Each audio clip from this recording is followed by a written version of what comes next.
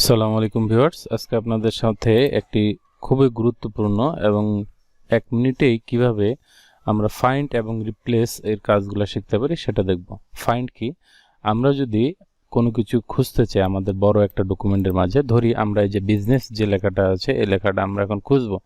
এই লেখাটা খোঁজার জন্য আমাদের এখানে যদি অনেক বেশি পেজ হয় বা অন্য কোনো নাম হয় যে আমি একটা নাম খুঁজবো, সেক্ষেত্রে এটা ব্যবহার করতে পারি।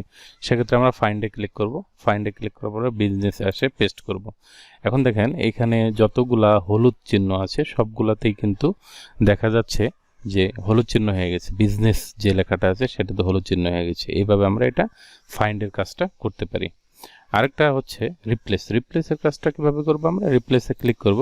রিপ্লেসে ক্লিক করার পরে আমাদের যে বিজনেস লেখাটা আছে এই লেখাটাকে যদি আমরা প্রথম হাতের অক্ষর বড় দিতে পারি, বিজনেস লিখে আমরা রিপ্লেস অল করে দেব। রিপ্লেস অল করে দিলে 137টা রিপ্লেসমেন্ট আসছে। ইয়েস করে দিলে সবগুলাতেই আমাদের বড় হাতের বি হয়ে গেছে। এভাবে যদি একজনের নাম থেকে শুরু করে যে কোনো কিছু চেঞ্জ করতে হয় সেক্ষেত্রে আমরা এভাবে চেঞ্জ করব।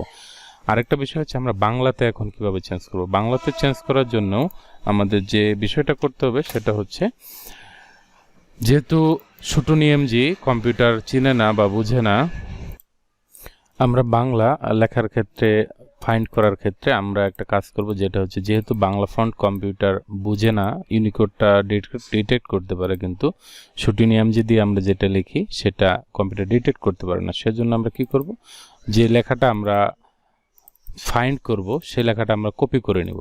কপি করে নিয়ে রাইট বাটন ক্লিক করে অথবা কন্ট্রোল সি দিয়ে আমরা কি করব, কপি করব। কপি করার পরে আমরা ফাইন্ডে যাওয়ার পরে আমরা এখানে এটা পেস্ট করে দেব। পেস্ট করে দিলে দেখা যাবে যে যতগুলাতে আমরা এই লেখাটা আছে ডিটেক্ট হয়ে গেছে। এখন রিপ্লেসের ক্ষেত্রে কি করব? রিপ্লেসের ক্ষেত্রে একই, এখানে আমরা এই লেখাটা পেস্ট করব। এখানে ফাইন্ড নেক্সট বোর্ডটা আমরা চেঞ্জ করব, সেটা আমরা অন্য জায়গায় আগে লিখে নিব। যেরকম আমরা মনিটরের জায়গায় যদি আমি এখন ডেল মনিটর দিতে যাই, ওটা অন্য জায়গায় লিখে এখানে এসে পেস্ট করে দিয়ে রিপ্লেস অল দেব। রিপ্লেস অল দিলে দেখেন যত জায়গায় আমার মনিটর ছিল সেটা অটোমেটিক ডেল মনিটর হয়ে গেল।